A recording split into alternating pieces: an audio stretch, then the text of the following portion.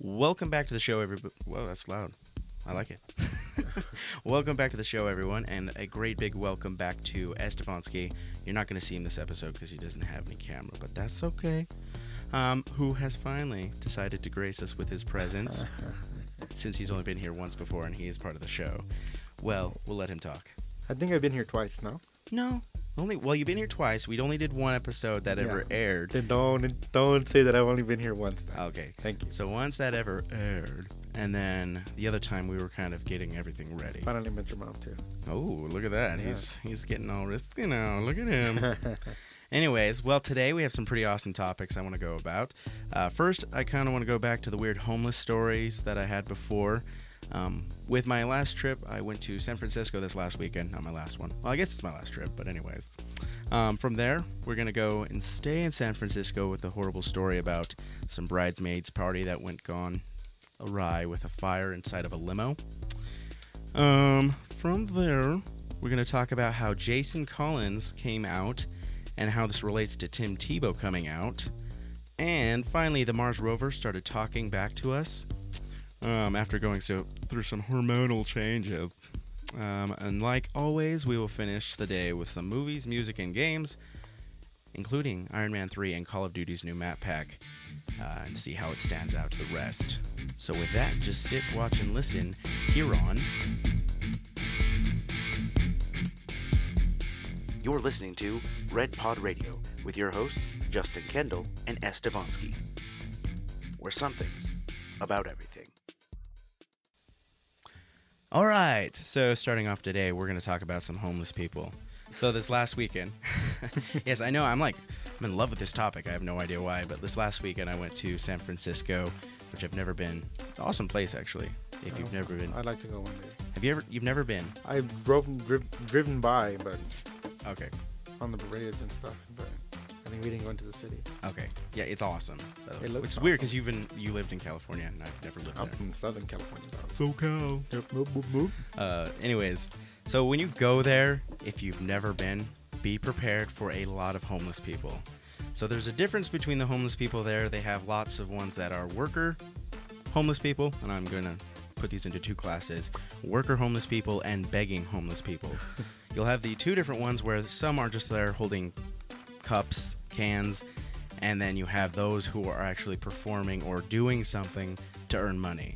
Like, we were waiting in line for the cable car and a guy was just singing some songs, and that was awesome. Like, you're doing something that entertained us, and we're gonna definitely pay you some money for that. And then the guy was called Escape Man, and he was a funny guy, so we gave him some money too. Escape Man? Where did he escape from? Well, what he did is he had a straitjacket and he had a Lacho Libre mask on. Okay. And he had one of the people standing in line chain him up to one of the poles, and he would escape.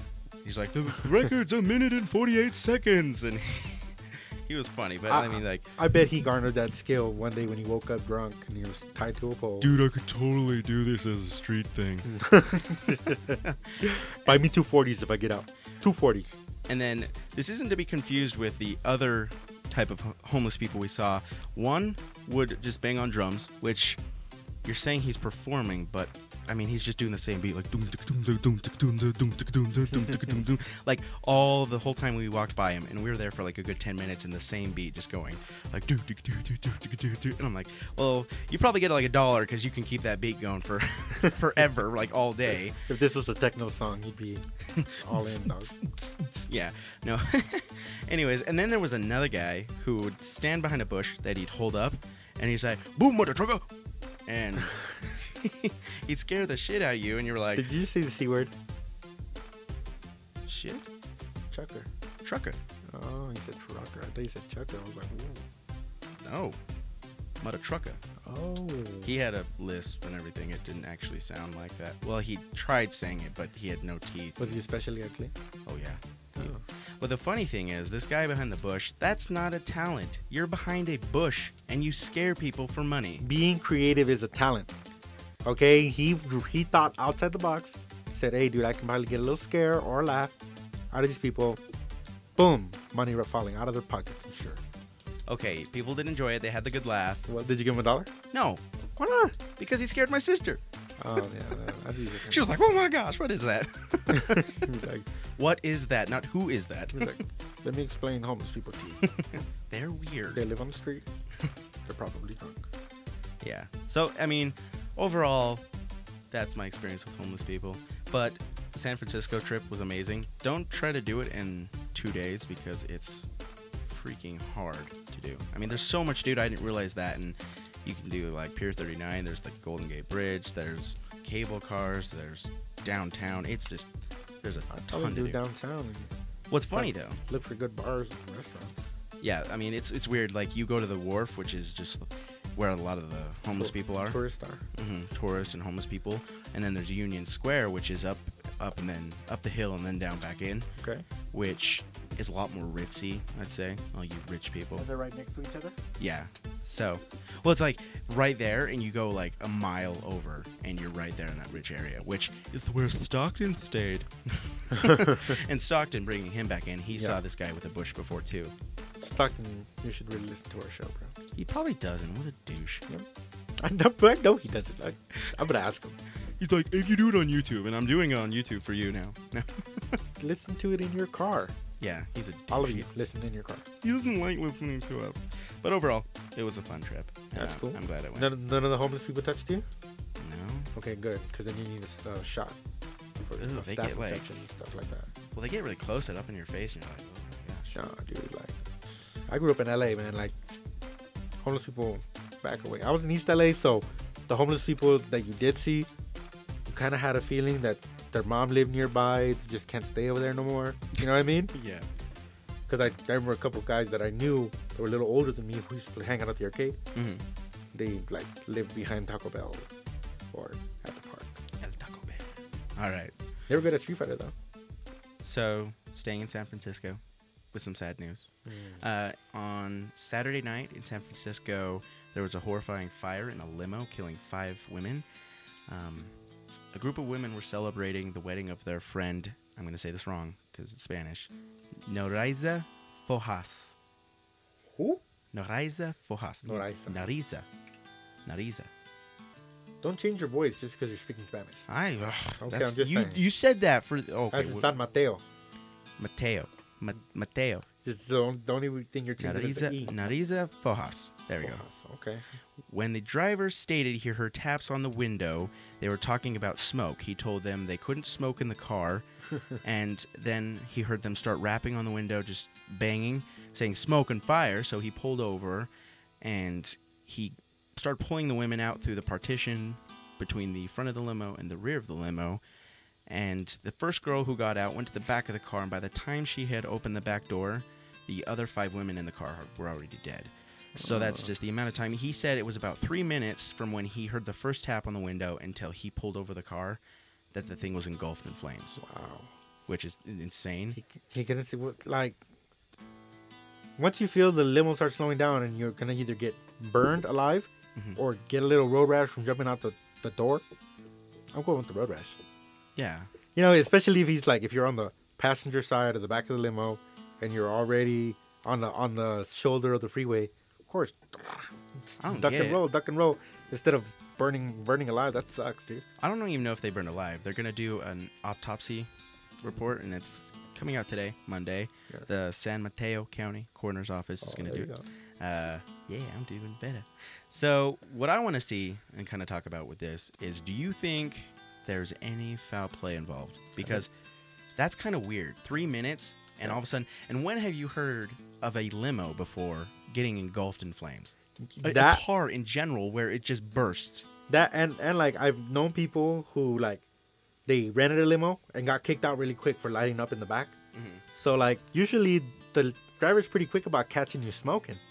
Yeah. I mean, what was this guy doing? Not paying attention. Oh, it just sounds like it sounds weird. Like he might have been on. Yeah, like he had something planned and he was able to save some of them. What a coincidence! And you know what I mean? And it was the bride was dead too. Oh, dude, that sucks. That's horrible. It's like if you just got married. They just got married, right? It was right after the wedding. I think it was, which is weird. Why they were partying after? But well, you're supposed to party after wedding, but I'm sorry. Like, this is what I told my girl. I was like, Joe, when we get married and we get in the limo for leaving the church, guess what? Nobody else is getting in the limo with us. Well, that's why I don't know if it was like a bridesmaids party after they were married. It's weird. Which is weird too. Like, who does that? Like, a party after you're married. You're gonna be with like your husband. Like, I think you're supposed to go to the reception. Well, the reception's afterwards, and I Well, don't know get if in a they were quickie, actually married that day or Get it was a quickie few days and then- earlier. Oh, okay. So that's the thing. I was thinking like church, quickie, reception. Well, that's how it You know, is. That's how you change. That's That's how the you change your process. clothes from the tux, get naked, Yeah, bang, process of get dressed, and go to the. Go to the that's the reception. wedding day process right there. Well, I guess you gotta leave your tux on or your dress on because then people want to take pictures. I don't know, Oh, so sweet. something.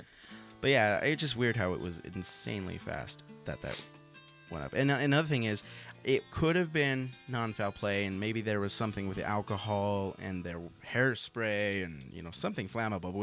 Where did the flame come from? Wouldn't you first think that in the back part of the limo, wouldn't there just be like the drivetrain and the transmission and stuff like that? The fire would be in the front, That's what you would think. unless they were like back there smoking something. Or like a Molotov cocktail, where not in a sense Somebody that did it on purpose. not they did it on purpose, but maybe. But more they poured the alcohol. They were smoking something that caught. Boom. It wasn't the driver himself. It was one of the bridesmaids that was jealous. And Oh, the driver man. was just in on it. That makes a good story. Good soap opera. I better copyright that before I end up seeing it on ID or something. A lifetime. Right? Oh, but it's pretty sad. You just got to think Yeah. if it was foul play or if it was an accident. I mean, they're gonna investigate and see, but we'll. Deepest condolences to the families of the victims in this For awful sure. accident. There, Yeah. from Red Pod Radio to you. Boom, yeah. Rest in peace. All right, and then from there, we're going to go into some news that isn't really news, but it's a lot less depressing, I'd have to say. Jason Collins, a basketball player in the NBA. That's news. That's news, but it's not news. Like, It's news. okay. Well, it's better than... It's not depressing. We'll just move on from there. It's not that's what I'm depressing, saying. but it's news. Yeah. Well, it's not news in the sense that it's already come out, the story. Yeah. It's not breaking, we'll say that. Dun, dun, dun. He came out publicly this last week as a gay man. Not only a gay man, but a gay athlete. The news and the media made a big buzz about this, and at this point, it's kind of really died down. It's not a big of an issue.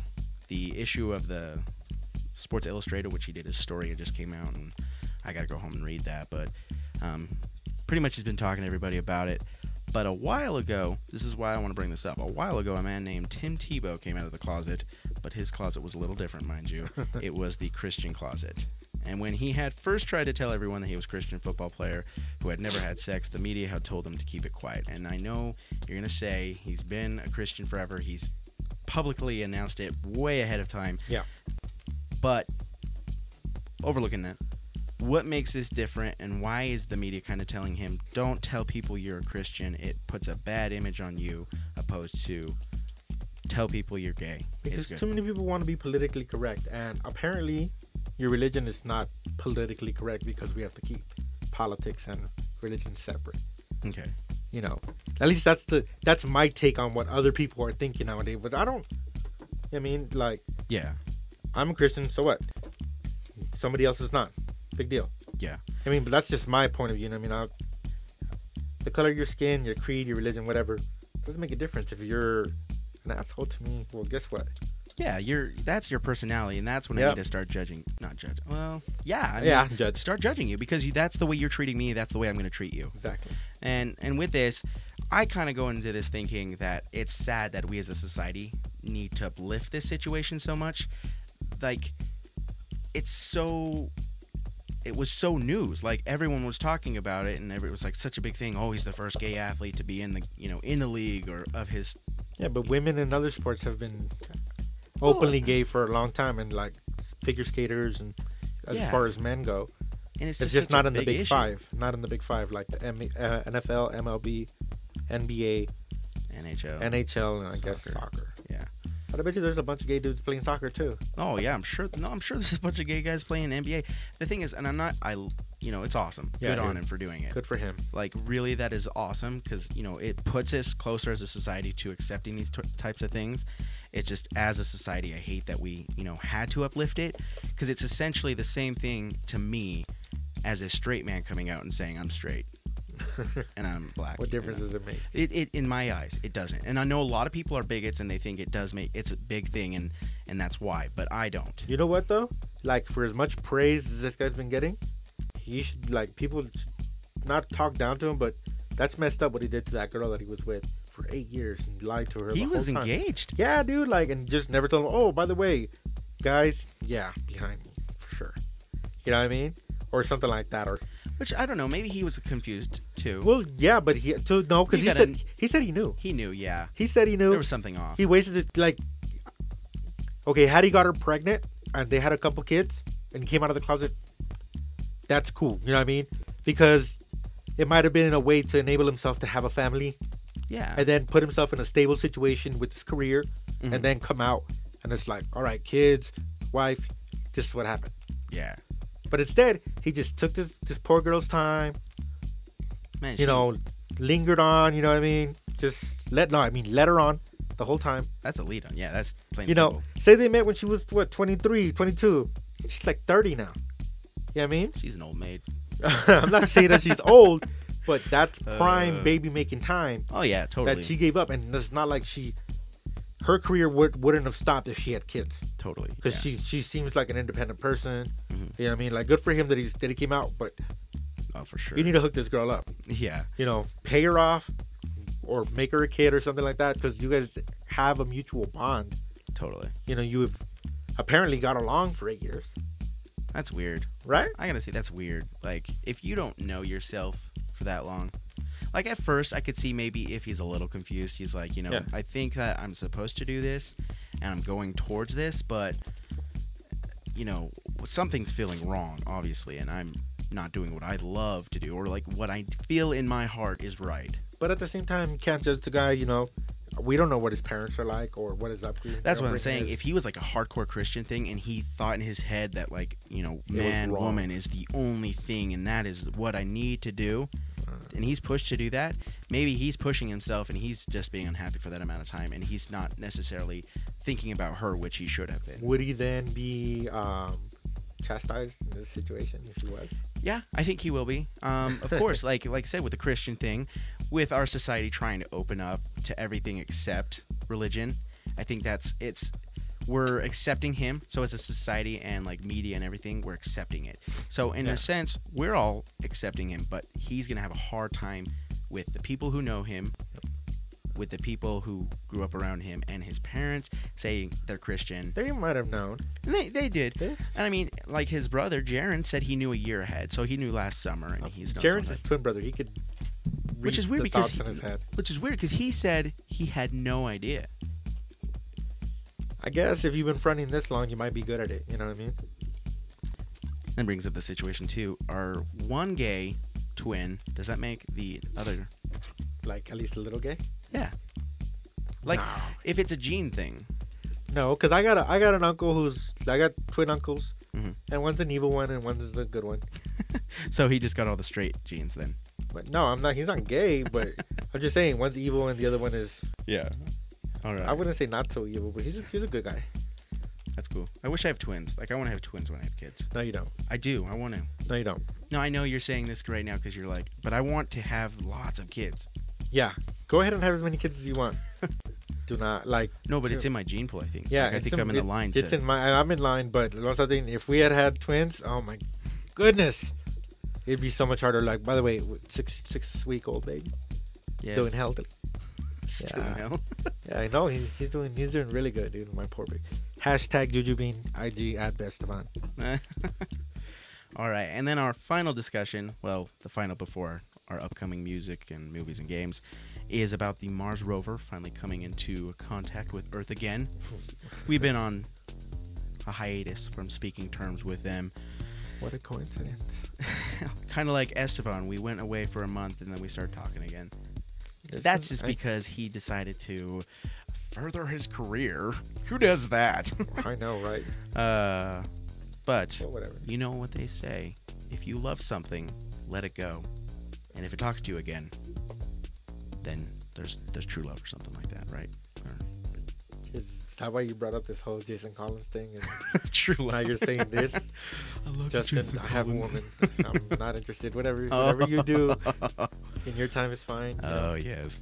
Anyway, anywho, the NASA scientists are calling this Dodge that really quick. There. Yes, yes. You noticed that? I don't want to talk about it. I love women. They just don't love me. All right, they're calling this a lapse in communication, a solar conjunction. So basically, the Earth and Mars, and then you had the sun coming between them, like a third wheel or a third cylindrical object. How long was it offline? A month. Long enough to make a new set. Well, oh, look at you. Oh, see how I did that? So are you one of those people who thinks the moon was a set? Oh man, I do. I do. I've got to say, I've got a hindering curiosity, which is funny because I think that's the name of the Mars rover. Curiosity, yeah. Yeah. That the set was fake. We did it on purpose because we were in a Cold War with Russia. Yeah. We didn't want to show them what we had actually seen. I think we actually went, but I don't think we actually showed them what we were doing. Because it's a secret. Like, there's no Everything denying. Looks too staged. Everything looks too staged. USA is freaking secretive. We're built on secrets. That is our society. We're a secretive, deceptive society, I guess. And so with that, I think that we were making the set and then we were doing it at the same time. But at the same time, there is enough people in this country who want to find out the truth. And that's what's important. The truth. You know? Yeah, well, I'm just saying that all the pictures from the moon look a little too good. A little too good. You know what I mean? On one of them, the sun is behind him. Yep. There's no artificial light in front of him. How can you still read? Oh, go watch Mythbusters. They did a whole episode on how you can produce the way the shadows went without. So they disproved these photos. But we're not going to talk about that. On the set of a TV show, yeah. No. How you can, if it was fake, yeah. Like they said it was fake because the shadows. And they said, no, we can get one light source that creates a shadow going this way and this way. They did it. They showed how you could do it. Yeah. Because they're just showing. Go back and watch that episode and they... How did they do it? Well, what they did is the way the sun was coming in from this way, right? And you had the little hill right here. And then he was right there. Well, what was it reflecting off of is what I meant. Well, it wasn't reflecting. What it did was like this. Because the light from the man, the shadow went this way. And then you saw the little hill next to him. And the shadow went like a bit off to the left. So they made it. They showed how because the mound of dirt, it might not have shown a little amount of dirt behind it that would have veered the shadow off a little bit. Okay, they released all of the photos that they took when they were up there. How come most of them look really good when they didn't have a viewfinder and their camera was mounted on their chest? In the age that we live in today, where people have cameras readily available to them wherever they go. Yeah. If you're somewhere and you want to take a picture, if you're not by yourself and you don't have your phone, you're going to find a camera like that. Whether it's somebody on the street or somebody that you're with, somebody's going to have a camera. Yeah. All right? How many people can take some pictures like that? It depends. Like, you know what I mean? There. I mean, we weren't there. But like, yeah, Buzz Aldrin and who else was on the moon? Neil Armstrong. Neil Armstrong. Yeah. Yeah, like they know how to take, picture perfect pictures, I guess. With their chest, they know how to aim it there in a suit that was completely restricted. So it wasn't like, no, I don't know. You know, crouch down a little bit. I don't think the Earth, the sun, and the surface of the moon are all in the same shot. No. To the left. The left. They didn't take these pictures while they were up there. They had the film camera. They had the camera that was mounted, but they didn't touch that.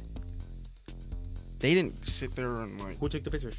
NASA. They went back through and they basically it's filming the whole time. They take those shots when they see the best one. We're gonna have to look this up and do something else, but this is too long of a conversation to continue this. No. Moving on. Yeah, whatever. Moving on.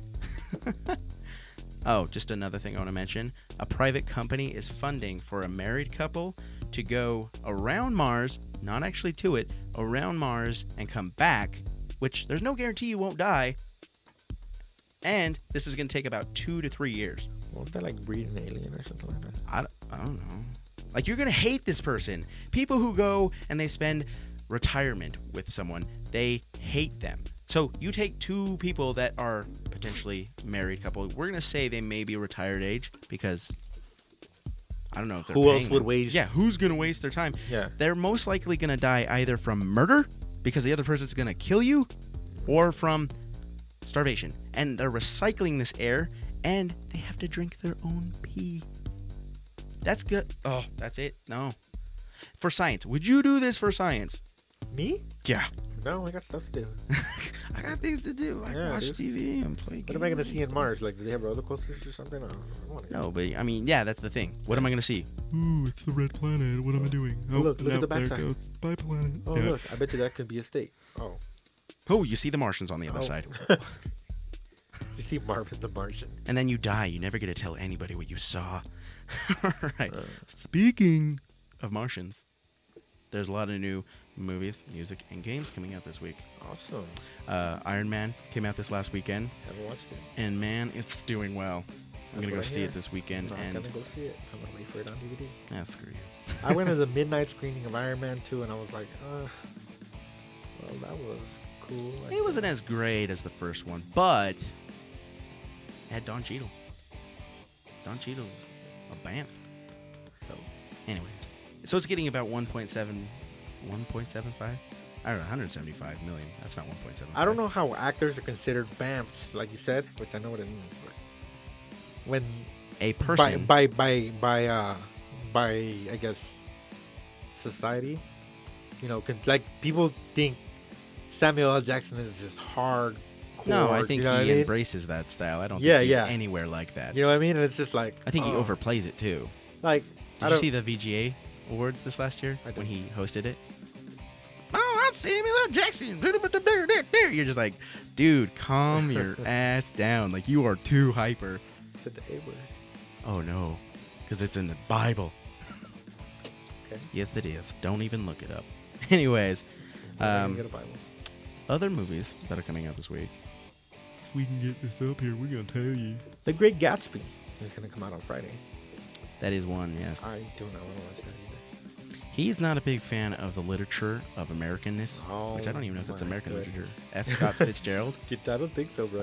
We're gonna skip over that. I think he's one of those guys who just came to America and fell in love. I can't remember. While putting it down the whole time. Either way, that is a great book. I'm looking forward to it. The Great Gatsby, and it's looking good. Other ones that are coming out don't look any good. Erased. That's like, one that I've seen the commercial for. Dude, like, I don't know why when something tells me about the Great Gatsby that every other guy in the movie is going to be like, hey, dog, you know, or something like that.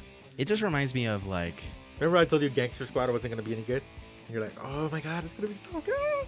Well, I was excited for it because I love noir, like the noirness. And I hope they do it well because these guys are the ones who did Moulin Rouge. So I think it could do pretty well. Have you watched Kiss Kiss Bang Bang? No, you already asked me that. That's a good one. I will look it up. It's noir.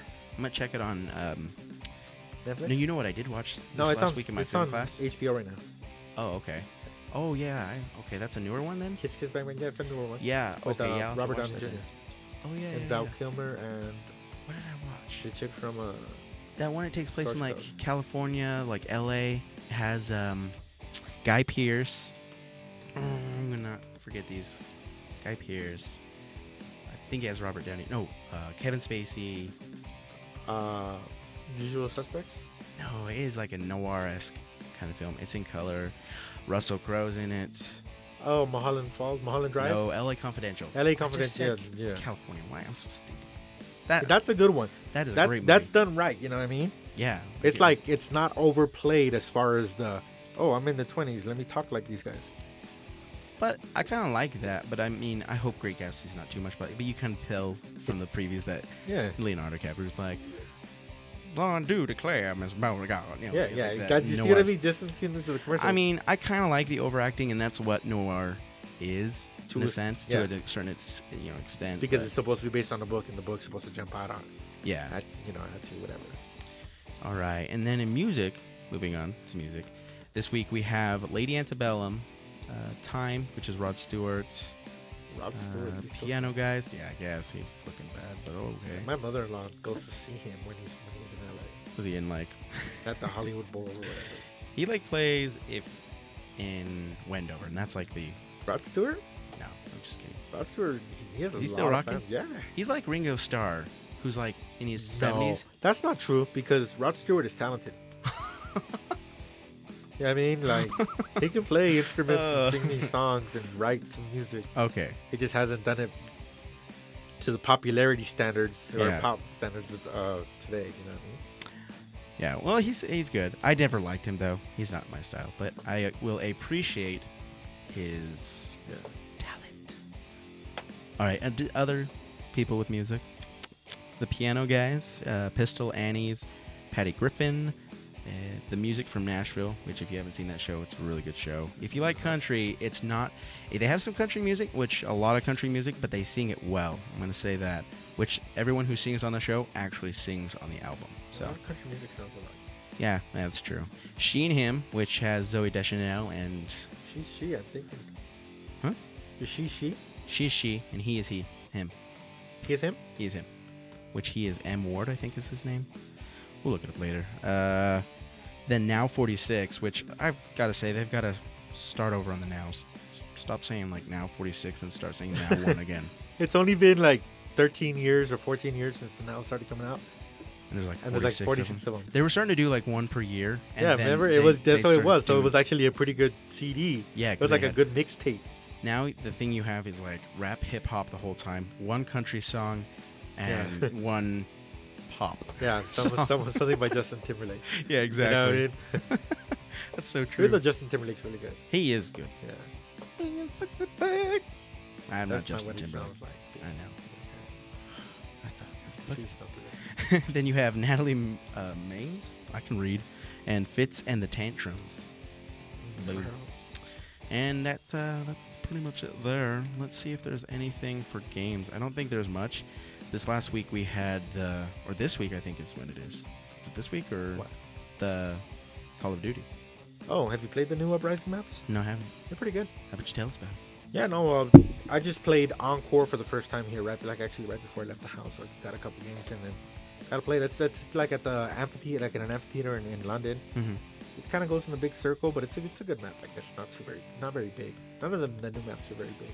That's cool. And I'm gonna have to watch the preview on the next one before I purchase the next map pack, because this one includes Studio, which is actually a remake of Firing Range from the first Call of Duty, Mhm. which is a good map. It was one of my favorites, but really I'm gonna pay for you and me to redo something else when Nuketown already, Yeah. was the redo too.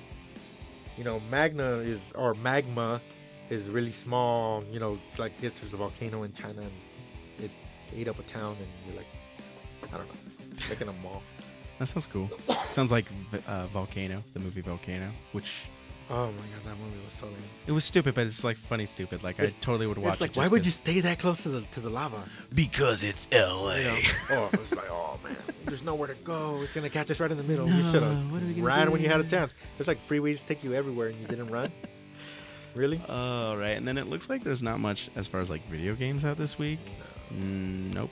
Next week's where you're gonna get it, and we'll tell you what those are next week. So you have to listen to us. I guess. But over and all, that's pretty much it for our show today. What's this that we have a sponsor now? Oh yeah, you're right. Oh, I'm so sorry, Greg. I'm totally gonna say it now. Now that we're talking about movies, music, make sure to check out our good friend Greg's store, Music to the Max, if you're here in northern Utah. It's located at 3090 North Fairfield Road in Layton. Where's that at? Boom. Like, What's next to it? so if you take 193 any direction, you get Fairfield. No, like what store is it by in Layton? I It know is where not Layton by any is. store. Like, you'll see a Chevron. You would turn right or left at the Chevron, depending on which direction you're going. Okay. And which is just right over here on the corner. Right. And then you go up towards, there's a Bowery, and it'll be on your right. And it's called Music to the Max. It's like a warehouse-looking store, but he will get everything for you. You're awesome, Greg. Okay. Do we get discounts, Greg? We'll see. Nobody promised us. All right. Now that we're set with that, because I definitely wanted to mention that, that's all we have for you today. So make sure to catch us next time here on Red Pod Radio, where something's about everything.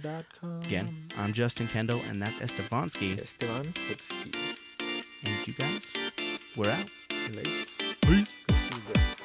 Bam.